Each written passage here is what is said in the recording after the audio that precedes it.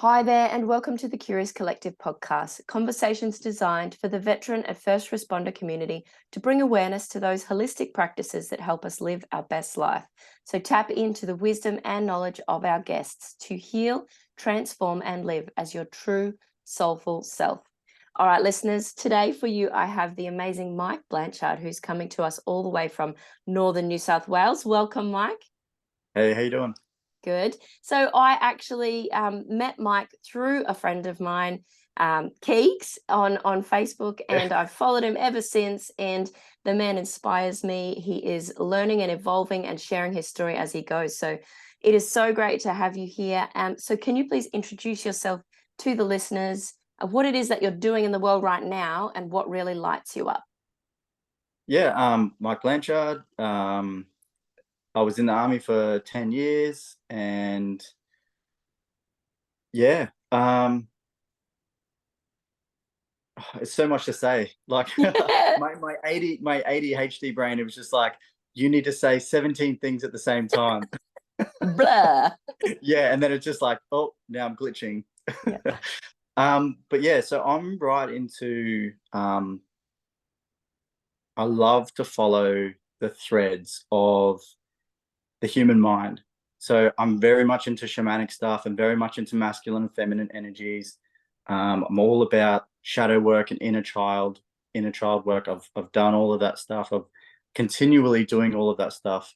But what I really love is when something happens in my life or when someone tells me about something, I love to follow that thread back and see where it goes, because they'll find, like, if they're angry, it's like, okay, well, why are you angry?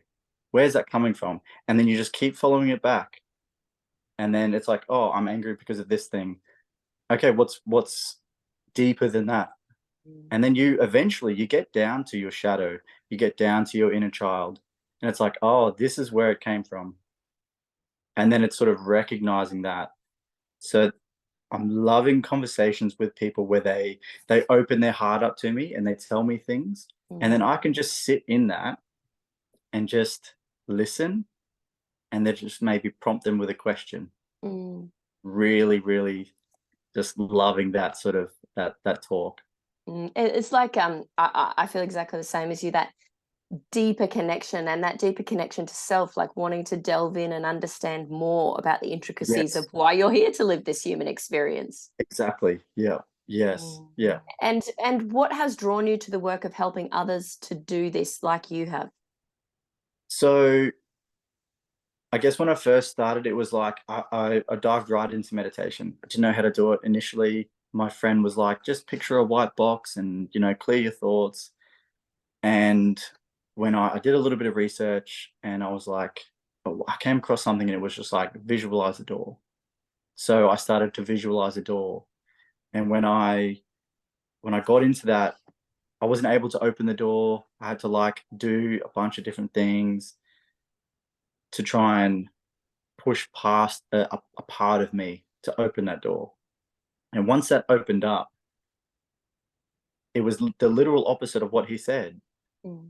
Meditation to me is the exploratory of myself, and when you dive into it, the cosmos in a Mm. whole, you know, astral traveling, and it's just, so that in itself, it really opened up my open-mindedness, my understanding of self, which then goes into understanding of others. And I have two girls at home, twin 5-year-olds. They're complete opposites. Two girls, complete opposites.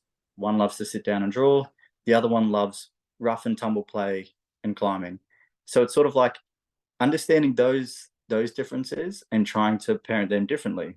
And then I Mm. can use that to talking with other people as well, and just allowing myself to just listen and understand people, because I understand myself, because I understand the differences, even though these two children born at the same time, they're two girls, they're two blondes, blue eyes, they eat the same foods, they live the same life, but they're completely different. Mm. It's gives me a deeper understanding to everyone is going to be different. If these two people are raised exactly the same and they're so different, there is no way I can judge someone. So all I can do is my best to understand that person. And through understanding and listening, active listening, to be able to respond with the appropriate question, because that's what I did to myself as well. It's what I continually do. Listening's a huge one. I feel like a lot of people Yes. don't even know about. It's like No. listening is not just sitting there thinking of the next thing you're going to say. Like listening is listening through what that person's saying or through what Yeah. you're telling yourself to find that Yeah. golden nugget. And I find it's really hard in this day and age because as children, we weren't heard. So like, we always get told, and I tell my girls, we have 2 ears for listening, one mouth for talking, which means we need to listen more. So I always tell my girls that. And I think because children, and I know from my experience in my childhood, is that parents would always talk, and not allow us to talk. So when we had a chance to talk, we would take it. We would sort of jump in. So we're not listening to communicate. We're like listening to talk, to respond, to react to get what our opinion is out. And it's something that's forgotten almost. It's like, like we can't just listen anymore. We're listening to let them know what we are thinking about them, or to tell our story, because we want to be heard, because we weren't heard as children or through our whole life, because everyone has this sort of almost, I'll say, ADHD sort of concept of like, if I don't say this now, I will forget. Yes, that's it. So they just cut people out and just jump in. Or I need them to know when that happened to me also. Exactly. I want to feel heard. But there's also like significant power in silence that many haven't even touched on. Yes, absolutely. And many we know even from our veteran space is, some when you say, have you tried meditation? Oh, I can't meditate. No, that's like cannot do that. It's like, yes. And because silence. This is the skill we need to learn. Yeah, and people will say, "Oh, I just can't get out of my head." I'm like, exactly. Allow those thoughts to be there. Just like allow yourself to process, because the only time you process, the only time you stop is right before bed.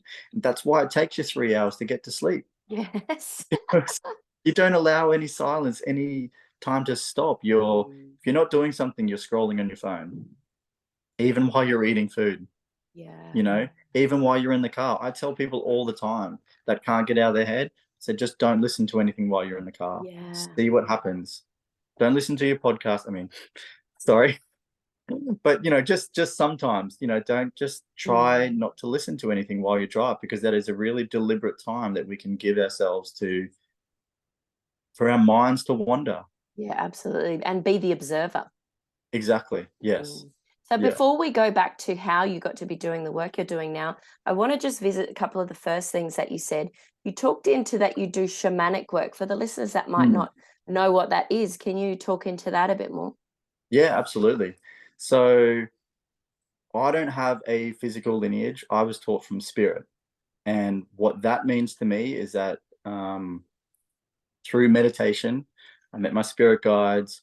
I was shown ways to astral travel through using some of the breath work, but also releasing the body.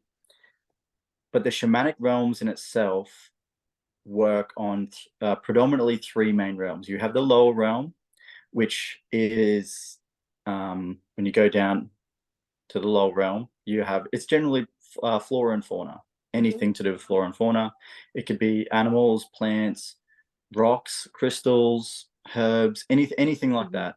So when a shaman or you visit the lower realms, you are going there for a purpose. You're going there because you're like, I need some sort of message in my life to help me through this process. So the people that I've taken to the lower realms, generally I take them and we go and get a power animal for them. And it's just a significant thing in their life that represents what they truly want. So I have had the ibex. I can't remember. It's a type of goat. And in the part of my life at that moment, I was sort of going through a breakup, but it wasn't there yet. But I could feel my life teetering on a decision that I needed to make for myself to get out of a relationship to allow me to be a better person, a better father for my children. Is it was too much strain on myself. So when I journeyed down there, you don't just see the goat and watch it, you become the animal. Oh, You wow. embody, you embody the spirit of the animal, and you do whatever that animal would do. So for me, it was I can't remember the other name, but I knew ibex something. It's one of those goats, the goats you see, they're like in the Big tree, or long they're like horns. on long horns, they're like on the side of a cliff and they're like Yeah. scaling. So for me, I was this goat and I was on the side of a cliff, and that was scary because like I could fall and I could die. I was in a tree, which the tree, when all the goats are in the tree, it's like this branch could break at any second. Yeah. So to me, Crazy that goats. exactly. So to me, that was, oh, I need to make a decision for myself, Or the branch is because going to break. exactly. If the branch breaks, then everything is going to collapse. I've had people who've had horses, they want freedom in their life. Yeah. Dragonflies, which represent, rebirth. Yeah, just many, many things like that. Yeah. And then you have the middle realm. So the middle realm is all about past, present, and future. And I mean, so that's anything, anything from your past. It could be past life regression, or it could be your present. Again, what you're maybe zooming out, observing your life. Or it could be future, where are you going? Maybe it's your future physical self, or maybe it's your soul, where your soul wants to go, what lessons it needs to learn to get there. And then you have the upper realm, which is all about ancestral lineage, which is, Interesting.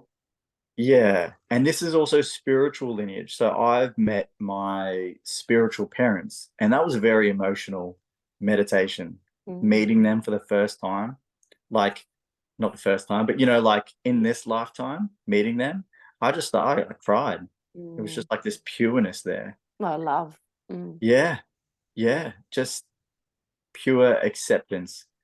And anything that I've done in my life, I was still accepted, because they know, when we, my thoughts around life and karmic contracts and why we're in this life right now and what we're trying to achieve in this life. That's why we're trying to, clear our karmic energies and also ascend by learning these lessons, etc. Yeah, absolutely. So yeah, that's the upper realms, all about ancestral lineage. It could be physical lineage. It could be physical lineages through our spiritual past lives, or it could be spiritual ancestors. So yeah, that's what that's all about. There's a lot of power in communing with those spiritual ancestors. Yes, absolutely. Yes, definitely. So you do all your shamanic work through like a meditative process? Do you do music as well? Is that part of it? Drumming. Yeah. Drumming. So I'm not a plant medicine shaman. I've used plant medicines, and they have their own power and their own medicine, obviously, and their energy that, the plant medicine tells us what we need to learn. Whereas the drum to me is like I can guide them somewhere, which is my medicine Yeah. in a sense, even if that's taking them to a spirit guide to allow them to take them somewhere. Yeah. I'm still getting them to that point first.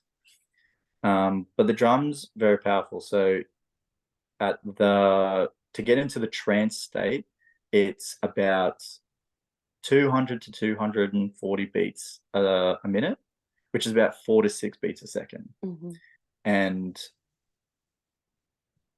yeah, so that's I've never actually like I've played a drum in the sound healing thing, but I've never used it to get into a meditative or trance state. That would be really cool. Yeah. It's definitely powerful. And And so your breath work that you do, is that for your own personal toolkit, or is this something you learnt with your shamanic work? Yeah, that's just my personal toolkit. That's just Mm. something I do. Generally, the breath work I do is before I do my own meditation, Mhm. just to it gets me out of my head and relaxes my body, relaxes my mind. Yeah, Uh, perfect. yeah, yeah, I love that. So you've dropped so much wisdom around the shamanic work, and I know that you spoke into, which we're going to do a later episode together, the feminine and masculine polarities, yes, which yeah, is like makes me so excited to have that conversation with you. And yeah, you also spoke into work that you're doing around the inner child. Are you able to just touch on that a little bit as to what that is for listeners that might not know? yeah, absolutely.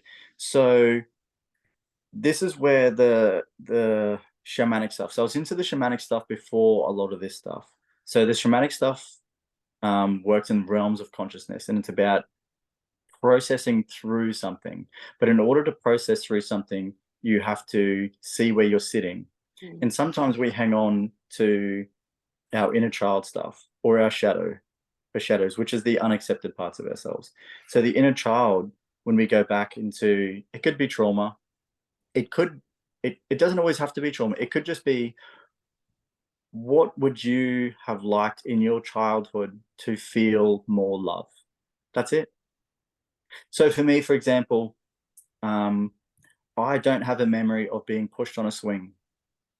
It's not my parents' fault. mhm, They were working. They were working a lot. They did the best that they could with the tools that they had, with yeah. the time that they had, the energy and the resources that they had. So that's a part of acceptance. It's not that I'm not grateful for my childhood, Mm, but what could I have more to feel more love and appreciation for my inner child? What could I give myself?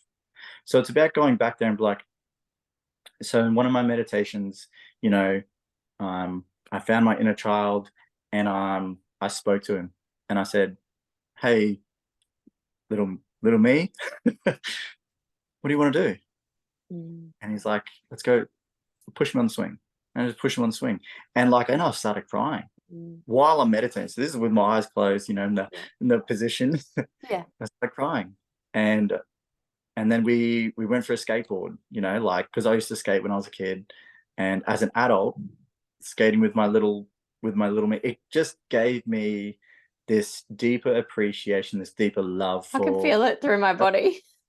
Yeah. So nice. So it's connecting with our inner child. It's not all about, yes, it is working through trauma. It's about facing those fears, those triggers, those things, but it's also bringing it back to love as well.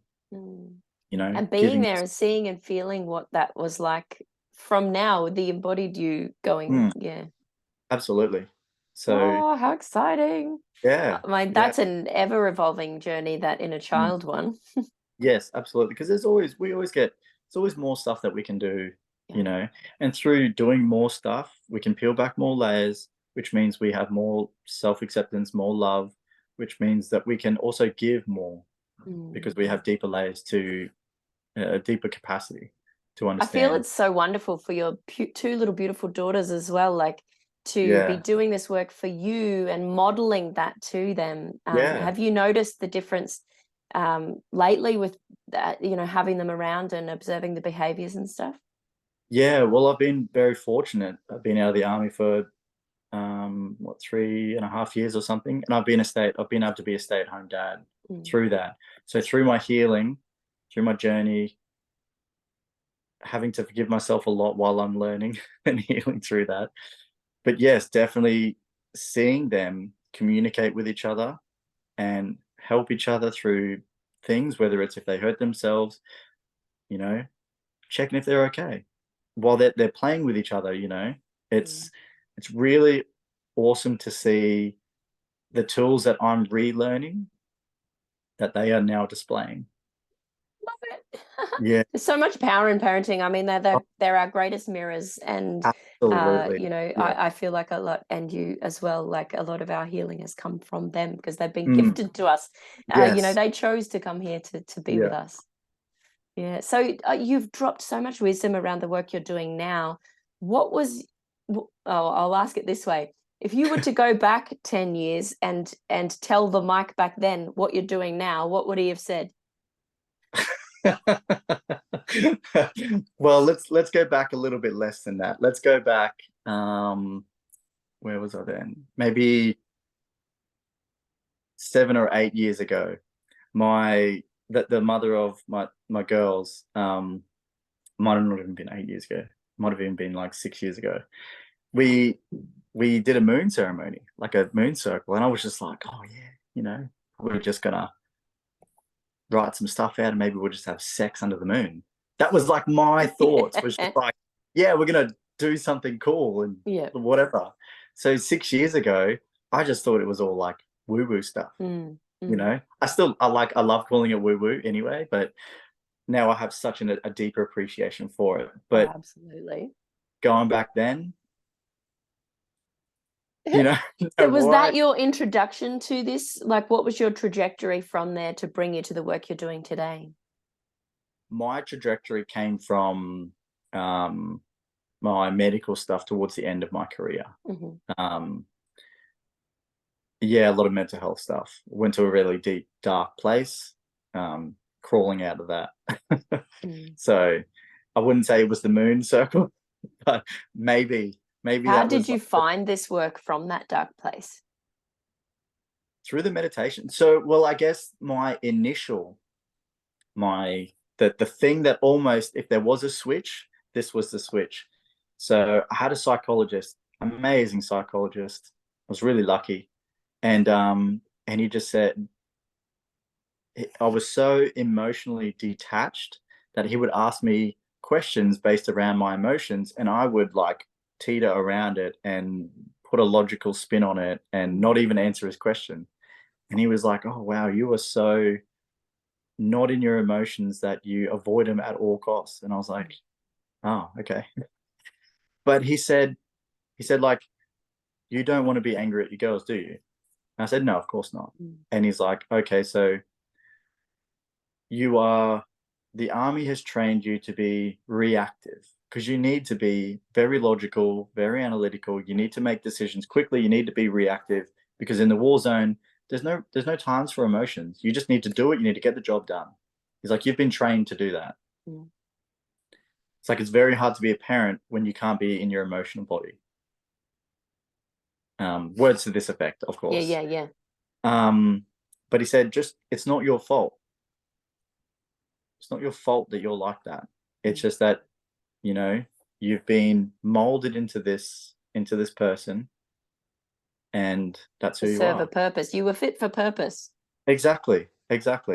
And so when I realized that I didn't want to be that person anymore, I didn't want to be a soldier anymore,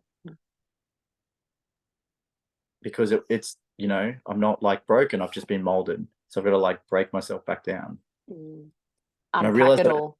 Exactly. I realized that I didn't want to be that person anymore, and that was the culminating factor of like, oh, it's not my fault. I don't have to be this person if I don't want to. And that was the start. Like, I get choice. Yeah, exactly. Yeah. And that was probably 4 or 5 years ago now. You started to choose you. And where did you find meditation? Or was it through the professional streams, or No. you just went out seeking it? Yeah. I just moved to the Gold Coast. I think I was on medical leave. I was on about 6 months medical leave. And I think my friend mentioned it to me because I was still going through all my, depression and PTSD and all that stuff. And he mentioned it to me that he does meditation. And I was like, okay. I was like, how do you do that?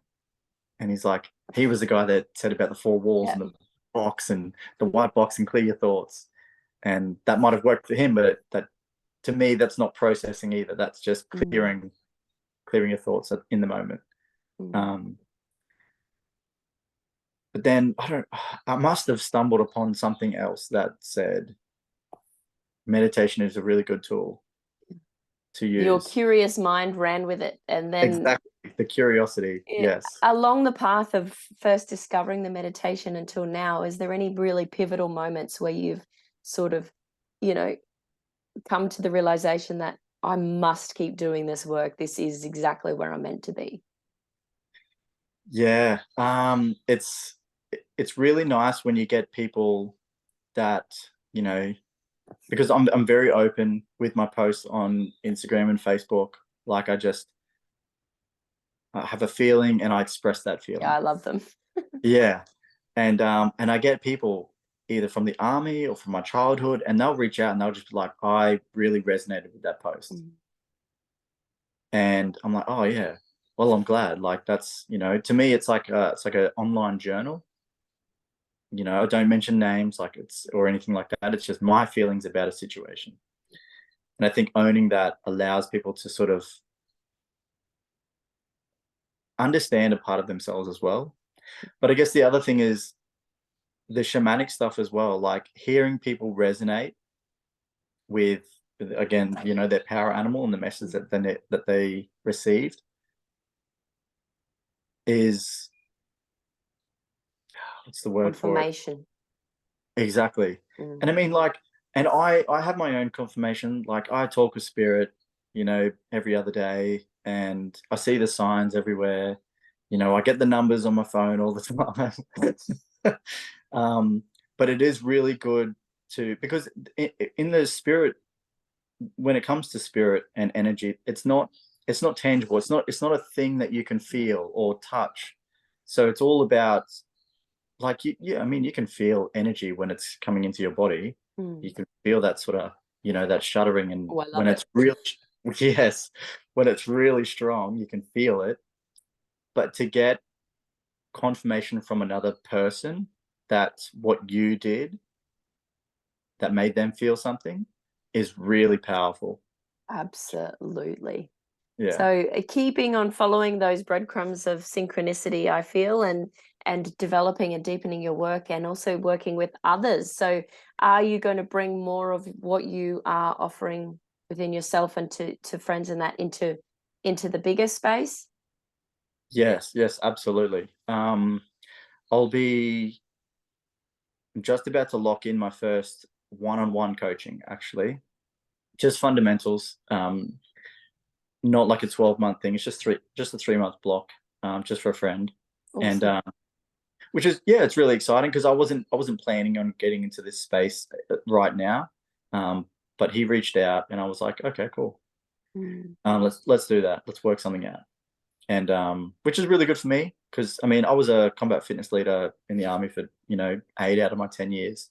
So I've done a lot of coaching in the physical space. I've done a lot of planning, battalion size to one-on-one stuff. So it's really interesting to use that knowledge and that planning into now, but more of a mindset sort of space. But so transferring those skills across.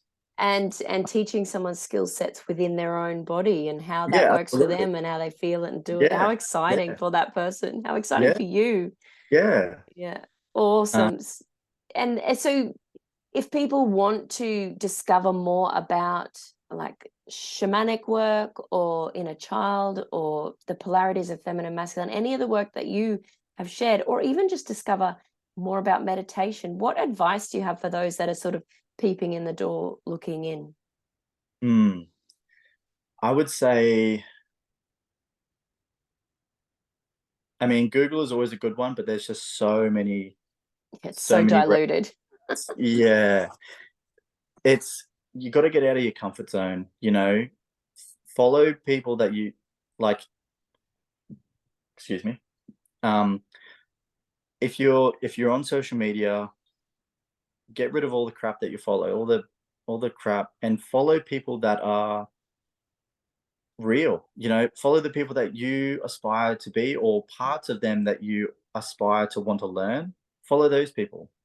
Your algorithm will change, which will open up different doorways as well, because everyone wants to share the message. Like we said, everyone wants to talk, and people that are receptive to wanting to change will want to learn.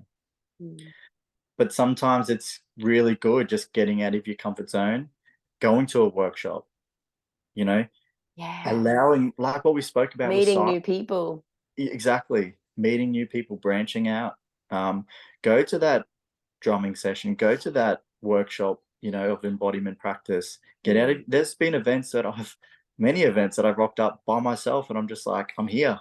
Yeah. I'm here to do whatever this is. Yeah. Teach me what I'm here to do. Yeah. Exactly. Yeah, it's great. Just explore, just follow the breadcrumbs, stay Exactly. grounded, probably a Yes. big one. And like I said, follow those threads, like, yeah. why did this thing pop up, that maybe my friend shared, or why did it pop up in the time that I am curious about this thing? Why did this event pop up? That's a thread that I would follow. Yeah, Maybe there's something absolutely. there. Yeah. So much great advice that you've given, and the main things that I take away is that brilliant analogy of following the threads. Keep following it, keep asking, keep going deeper, don't stop, because you're going to go to the next level and the next upgrade and the next thing. Yes. But Yes. also what I love was what you said there at the end, and listeners, go back and listen to it. Clean up your social media. You don't Yes. need to get off it totally, but just really start to unfollow anything that no longer aligns with the version of you that you want to get in touch with. Yeah. I think that's a powerful one, Mike. Thank you so much for sharing that. No, And yeah. we're going to drop your social media down below for anyone that wants to follow you and your journey and your sharing and wherever this is that you're taking this work. And I Yeah. do appreciate having you on here, and I look forward to having you on again. Yeah, no, really appreciate talking to you, Kate. It's been a while. Been trying to get this sorted for a while, so super keen to finally sit down with you. Absolutely. And I look forward to our next chat. We're going to be talking about the feminine and masculine polarities and Yeah. all that entails, the big rabbit's warren. Yeah, that is a great subject. Love it. Thank you so much. And thank you, listeners. Katie out.